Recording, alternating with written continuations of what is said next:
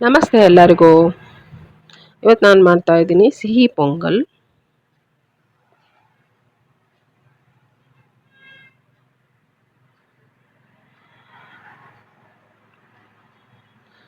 ಸಿಹಿ ಪೊಂಗಲ್ ಮಾಡೋದಕ್ಕೆ ಮೊದಲಿಗೆ ನೋಡಿ ಅಕ್ಕಿ ಬೇಳೆ ನೆನೆಸಿಡಬೇಕು.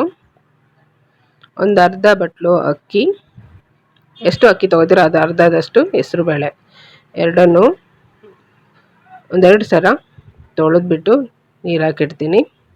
ಹೊಸ ಅಕ್ಕಿ ತೊಗೊಂಡ್ರೆ ಒಳ್ಳೆಯದು, ಯಾಕಂದರೆ ಪೊಂಗಲ್ಲು ಮೆತ್ತಗಾದ್ರೇ ಚೆನ್ನಾಗಿರುತ್ತೆ.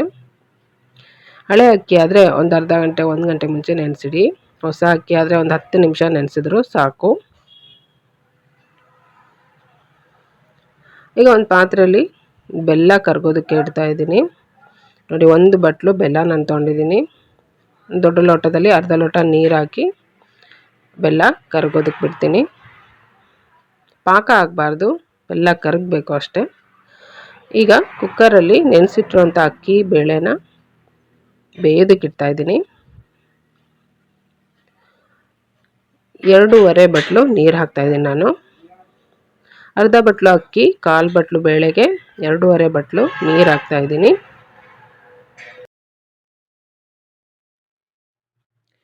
ಕುಕ್ಕರ್ನ ಮುಚ್ಚಳ ಮುಚ್ಚಿ 3 ವಿಜಿಲ್ ಆಗೋದಕ್ಕೆ ಬಿಡ್ತೀನಿ ನಾನು.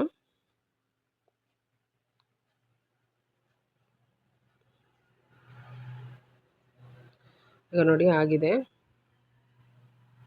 ಹೊಸ ಅಕ್ಕಿ ತೊಗೊಂಡಿರೋದಕ್ಕೆ ಈ ರೀತಿ ಮೆತ್ತಗೆ ಚೆನ್ನಾಗಾಗಿದೆ.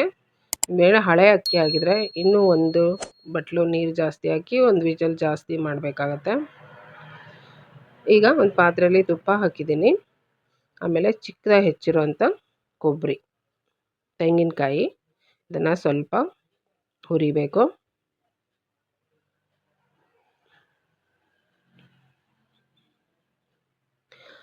ಕೊಬ್ಬರಿ ಹುರಿದಾದ್ಮೇಲೆ ಗೋಡಂಬಿ ಹಾಕಿ ಅದನ್ನು ಕೆಂಪಗಾಗೋದಕ್ಕೆ ಬಿಡ್ತೀನಿ.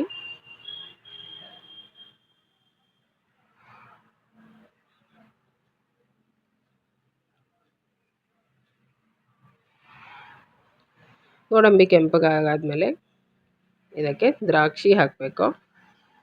ದ್ರಾಕ್ಷಿ ತುಂಬ ಬೇಗ ಫ್ರೈ ಆಗುತ್ತೆ, ಹಂಗಾಗಿ ಗೋಡಂಬಿ ಕೆಂಪಗಾದ್ಮೇಲೆ ದ್ರಾಕ್ಷಿ ಹಾಕಿ ಹೀಗೆ ತಿರುಗಿಸೋ ಅಷ್ಟರಲ್ಲಿ ಫ್ರೈ ಆಗಿಬಿಡುತ್ತೆ ದ್ರಾಕ್ಷಿ. ನೋಡಿ ಆಗಿದೆ. ಈಗ ಬೇಯಿಸಿಟ್ಕೊಂಡಿದ್ವಲ್ಲ ಅಕ್ಕಿ ಬೇಳೆ, ಅದನ್ನು ಇದಕ್ಕೆ ಹಾಕಬೇಕು. ಹಾಗೆ ಆಮೇಲೆ ಬೆಲ್ಲ, ಕರಗಿಸಿರೋಂಥ ಬೆಲ್ಲ ಇದೆಲ್ಲ ಅದನ್ನು ಇದರಲ್ಲಿ ಸೋಸ್ಕೊತಾ ಇದ್ದೀನಿ. ಈಗ ಇದಿಷ್ಟನ್ನು ಸರಿಯಾಗಿ ಮಿಕ್ಸ್ ಮಾಡ್ಕೋಬೇಕು. ನೋಡಿ ಹದ ಕರೆಕ್ಟಾಗಿ ಬಂದಿದೆ. ಸರಿಯಾಗಿ ಮಿಕ್ಸ್ ಮಾಡಿ ಆದಮೇಲೆ ಇದಕ್ಕೆ ಏಲಕ್ಕಿ ಪುಡಿ ಮತ್ತು 1 ಸ್ಪೂನ್ ತುಪ್ಪ ಹಾಕಿ ಸರಿಯಾಗಿ ಮಿಕ್ಸ್ ಮಾಡಿ ಸ್ವಲ್ಪ ಕುದಿ ಬಂದರೆ ಸಾಕು. ಈಗ ಇದು ರೆಡಿ ಆಗುತ್ತೆ. ಸ್ವಲ್ಪ ಒಂದು ಕುದಿ ಬಂತು ಅಂದರೆ ಸಾಕು. ತುಂಬ ಲೋ ಫ್ಲೇಮಲ್ಲೇ ಇಟ್ಟು ಮಾಡಬೇಕು ಇದನ್ನು. ಬೆಲ್ಲ ಹಾಕಿ ಮಾಡೋದ್ರಿಂದ ಬೇಗ ತಳ ಹಿಡಿಯುತ್ತೆ. ಲೋ ಫ್ಲೇಮಲ್ಲಿ ಸ್ವಲ್ಪ ಕುದಿ ಬಂದರೆ ಸಾಕು. ಈಗ ಸಿಹಿ ಪೊಂಗಲ್ ರೆಡಿ ಇದೆ. ನನ್ನ ವಿಡಿಯೋ ಇಷ್ಟ ಆದರೆ ಲೈಕ್ ಮಾಡಿ, ಶೇರ್ ಮಾಡಿ, ಸಬ್ಸ್ಕ್ರೈಬ್ ಮಾಡಿ. Thank you.